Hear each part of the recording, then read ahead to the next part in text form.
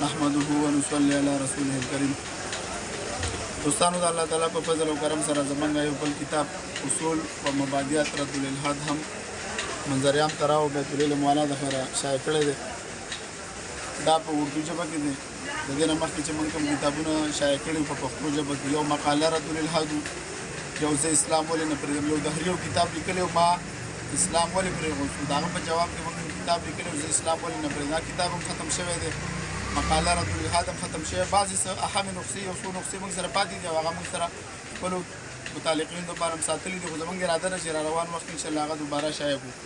دا کتاب تاسو زر تر زره ترلاسه کولی شئ. دا کتاب دا به تاسو ته په مال جنګي کې ملاویږي.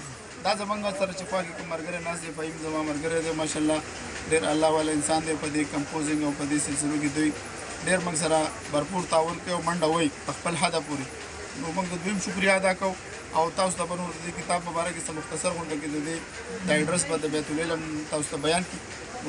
فهیم بھائی تاسو دې ته صلی علی سیدنا مولانا محمد وعلى آله وصحبه وسلم. تیز اواز کې وایه.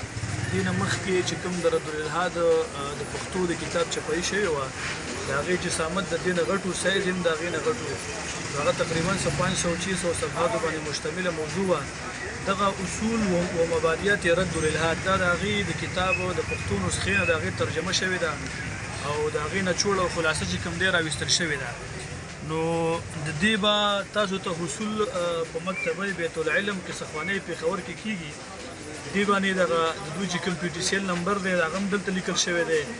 نو څومره مسلمانان چې زموږ دغه ویډیو ګوري او امتیان د رسول الله مبارک نو دغه نسخه واخلئ، ځکه چې دا مشتمل ده په موضوع د وحدانیت د الله تعالی باندې.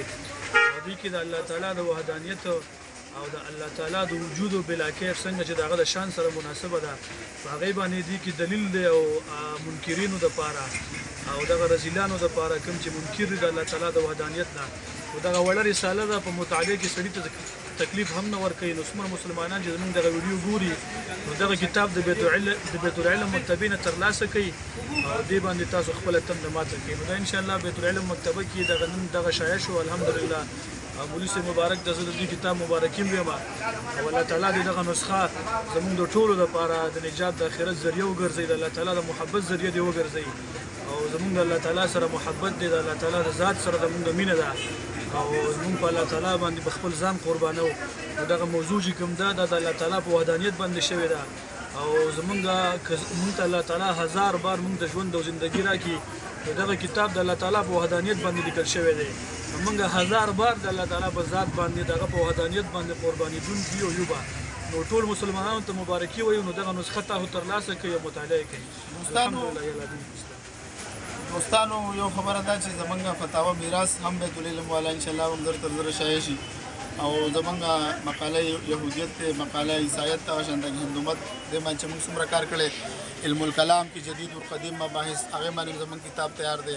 دغه شانته کې فلاسفه قدیم اور جدید کې اقوال میں تصور خدا په هغه باندې انشاءالله زمونږ کتاب تیار دی. انشاءالله دا کتابونه به زر تر زره راځي او بس دعاګانې کوئ چې الله رب العزت د وسایل برابر کړي او دا کتابونه زر تر زره ستاسو لاسته در ورسېږي. موږ په ډېره خواري او محنت یقینا کړی دی.